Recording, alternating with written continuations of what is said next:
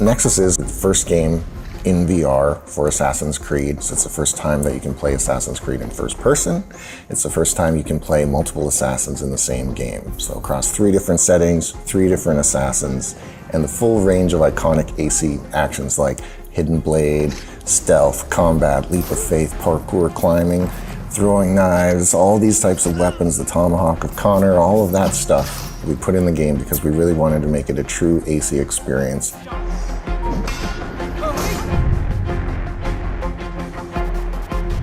Parkour is obviously one of the iconic AC actions that we think players are going to be really excited to do in Nexus. Running across the rooftops in large open urban areas is something that really is so fundamental to the brand that I didn't feel like we could compromise on it. So the team has done some amazing technical wizardry to allow the player to basically approach all these maps from 360 degrees. You can see it, you can climb it, you can parkour it.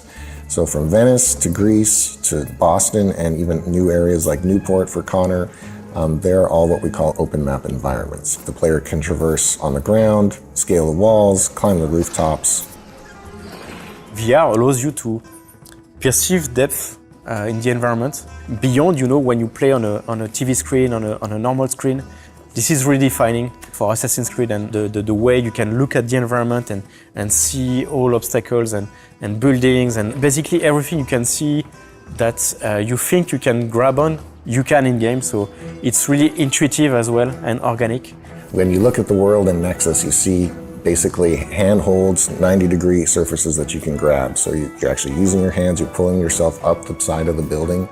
There's flinging, so you can actually throw yourself up sideways, even backwards, like across a street, which is really cool to do. There's sort of feet-to-feet jumps where you're landing and you keep going. Then there's feet-to-grab jumps, so you jump, you have to grab, mantle, and keep going. Or there's, these swing bars. You're sprinting, you're parkouring, you grab the swing bar, you do this gesture, just like you would in real life, which is what VR is all about, right? Trying to simulate the actual experience, and then you keep going in that flow.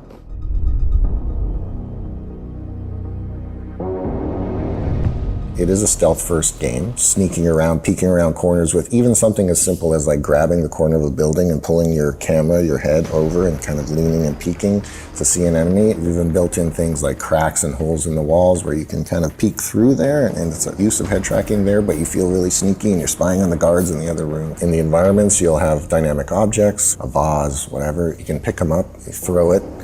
It'll crash on the ground and make a sound and distract a guard that way, and you're actually doing the physical throw yourself.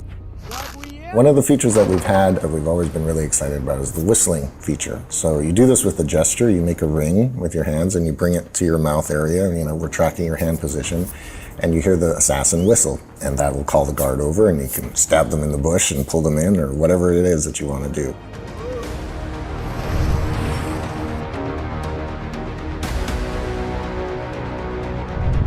The hidden blade, I would say, is the most important feature in the game, really, if I had to pick one. You pull the top trigger on the controller and you flick your wrist open and the blade comes out. Everybody who tried it, it was always their favorite thing in the game. As we know, Connor and Ezio both have dual hidden blades, so we featured that in the game. But what is really neat about Nexus is this is the first time that players will get to play Cassandra with her hidden blade. And she has just the one blade because we want to, be true to the story, true to the canon, true to the character. Well, there's obviously combat and you can try and fight your way out of situations. It's really motion control, so you slash your sword, you move yourself forward and back, and you can dodge a bit on the side. It's really blocking, attacking, and what we call opportunity windows. So when you block, an enemy will come and swing their weapon at you, and you need to physically put your sword or tomahawk in the way of it and block just like you would imagine it happening in real life. Then you'll stagger them and create this opportunity window that you can then follow up with strikes and do more damage. We want to create this sense of fighting like a master assassin, but it's going to take time to learn it because you're actually doing your physical gestures and having to time things. They all have a primary weapon. Connor has the tomahawk, Ezio and Cassandra both have a sword. They all have some kind of ranged weapon. Connor and Cassandra both have bows, and Ezio has a one-handed crossbow. They all have throwing knives and smoke bombs. So you feel familiar and comfortable playing these assassins with the sort of core weapon set that they have, but there's also some nice specialization of who they are.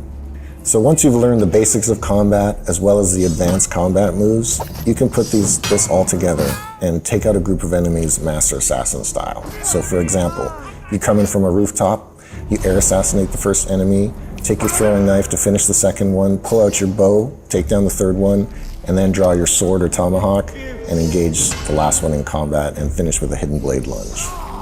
Another iconic AC experience is, of course, air assassination, right? It's really thrilling to do in VR and in first person. So there's even some additional nuances that are part of it. So for example, if you're sprinting, your air assassination distance will be increased. So you can sprint to the edge of a rooftop, hit the button and fly further and have even a more dramatic long jump kind of kill. Even using the bow as you jump into the air assassination, that slow-mo that we turn on can give you enough time to fire an arrow in midair like a badass Master Assassin. So comfort for VR is really essential, it's key because we don't want them to feel any nausea. That was a priority from the start. Luckily, I've been working on this subject for quite many years. There is lots of options to make full locomotion in the world comfortable. There is vignettic system, there is a tunnel vision. It's quite effective to make the game comfortable. We also have a teleport locomotion feature which allows to remove completely locomotion through the space if you need or if you want. Auto parkour is one that allows basically parkour to be done automatically, so you just have to look where you want to go. You are going to see previews of the jumps you're going to make, and you don't need to press buttons, you don't need to do particular actions, but we had to make sure that it still feels like Assassin's Creed and it still feels like you are doing parkour and you are making the choices. Also doing the leap of faith. That's amazing in VR. Might not be for everyone, or it might be fearful for some people. We developed that feature called Fear of Height, so it allows you to turn on and off some grid to basically show you what's the ground in your real play space. You can even toggle a 3D grid around you, and it allows you to understand that actually your ground is very close by, so it helps people that might be afraid of heights. Even if you can't reach out, or it's uncomfortable to reach out over your shoulder, or it's uncomfortable for you to hold buttons, or things like that, then we have something for you. We try to really develop many features to make the game fun and enjoyable by everyone. Through testing of comfort and accessibility of the game, we've seen that almost everyone can be comfortable with the game. There's a feature for them because we developed lots of comfort features and we developed lots of accessibility features. Yeah, people ask the question a lot of like, how do you play 3 assassins in 3 settings in the same game and have it make sense narratively? So the idea is that you're an elite player hacker that is undercover for the Brotherhood and is now working for Abstergo. Dominica Wilk is the main character from Abstergo who has you jumping through memories of 3 different assassins who have at some point in their lives encountered these artifacts that Abstergo is looking for. She's actually played by Marina Baccarin, which is really exciting for us. It is a new story. It's not a port of these previous games or assassins. But at the end of the day, the biggest, most fundamental pillar of the game that we want to deliver to fans is becoming a master assassin, right? Physically stepping into the shoes of these characters and performing all those actions you watch your avatar do over the years, physically doing it yourself. And that is the real fantasy of Nexus, is actually being a master assassin yourself.